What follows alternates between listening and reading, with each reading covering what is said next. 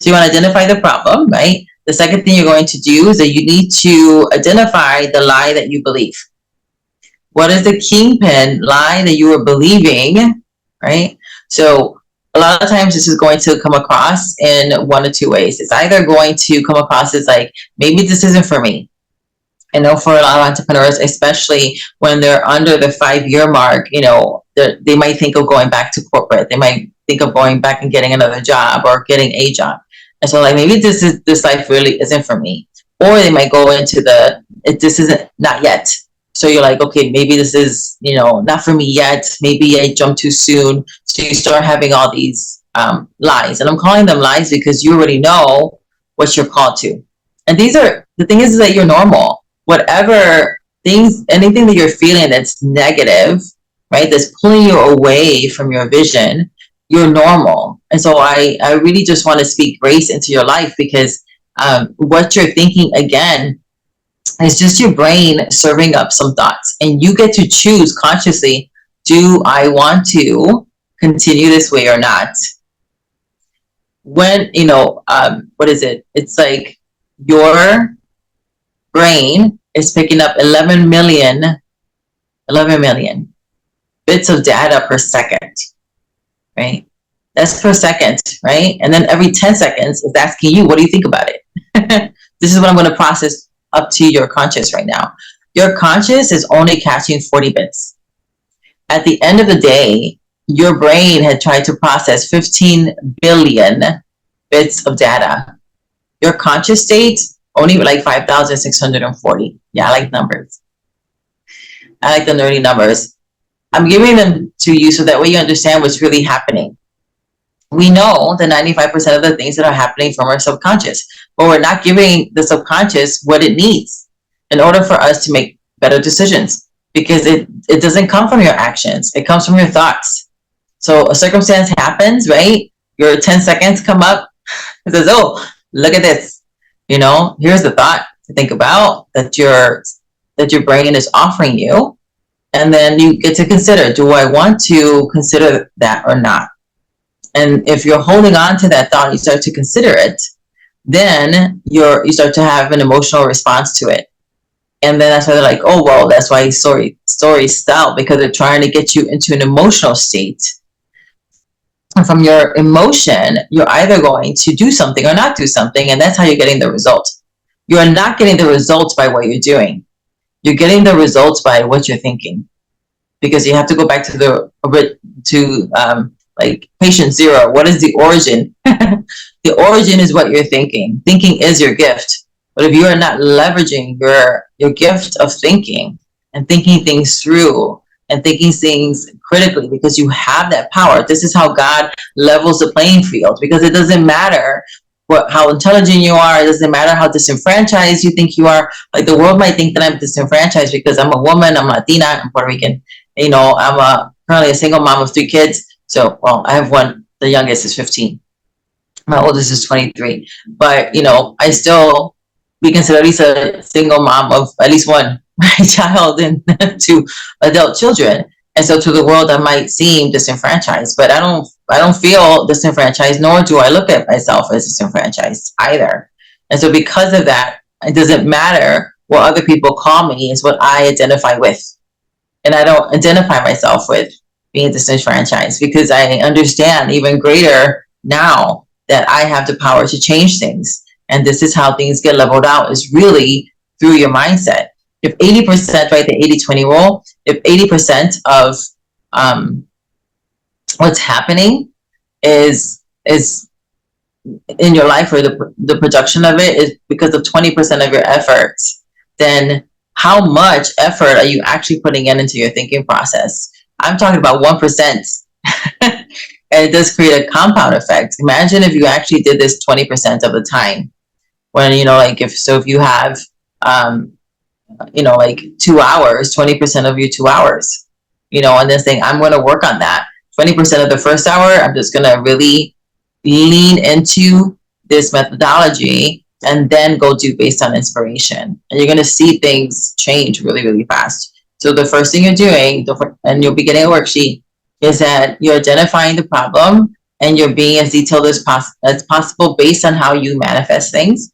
The second thing is identifying the lie that you believe, and it might sound like this is not for me.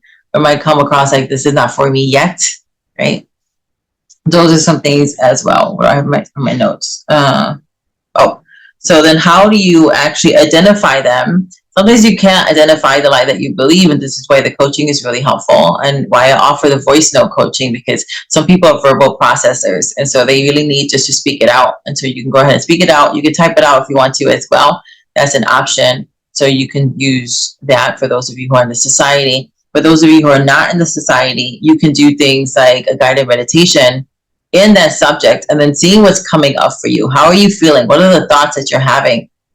And that's, as you're writing it down, I have guided meditations on YouTube for those of you who are not in the society. Let me know what you're going through, and I can lead you to one of those aspects. Go ahead and respond to this email that is being sent out to you. So yeah, go ahead and do that. And you can also do something like an EFT. I also have EFTs on YouTube for those of you who are not in the society. And for those of you who are in the society, you have that access. You have like, I don't know, it's like 10 or 15 of them already in different subjects, including sales. So you're looking for what is the lie that's coming up. What you might not even think about it as a lie. It can be so it's so normal that you might not even be questioning it, which is why the coaching is so important, because you may not question what's coming up in your head. So if you're doing this by yourself, then as you're doing that, you're just kind of like writing down like the things that are coming up, right? You might have to like, as you're doing the EFT is tapping, so you're tapping and something might come up and then you have to like write it down, right? Or maybe you have like something recording your voice while it's happening so you can catch those thoughts. There's a lot of different ways to do it, but those are ways that if you can't figure out what the lie is, if you're not doing coaching, then you're self-coaching with asking yourself those questions. What's coming up for me? How am I feeling about that? Where did I get that from? Why do I believe that's true? Asking yourself all these questions. And the third thing is that you need to generate the mismatch, which means what you're looking for is that you are looking for what is disconfirming that belief system, right? Because you were exposed to that lie, and society is very good about letting you about making sure that you are being exposed to a bunch of lies, right? Because there's something about right, what do we call that? The collective. There are a lot of different collective thoughts and belief systems, and you get to decide what belief system that is. The thing is as well is that some of these belief systems, we believe them and we don't want to give them up because we have a secondary benefit, which means like, okay, right? When you're recognizing the mismatch, like, okay, what is actually the truth? Sometimes we don't want to see what the truth is, because if we are in a collective that believes that, and now we've been getting the benefit of getting the rah-rah, of getting the fellowship, of even getting money around that, whatever that is, there is a secondary benefit, and that can actually be keeping you trapped as well, which is why having a coach, basically in your pocket 24/7, it'll be really, really helpful. And if you're doing this by yourself, that's something you have to ask yourself. If you can't generate what the actual truth is, then start asking yourself about what does the collective that you're in believes. Do they believe the same thing? If they're also stuck, that's another sign that you need to you can do what you want because you're grown, but that you should consider then spending a little bit less time with that particular collective, whatever that tribe is. Because if they're all right, it's like the blind leading the blind, and then everybody's complaining and bitching and moaning and no one's getting anywhere, or they are getting traction but they're doing it the hard way.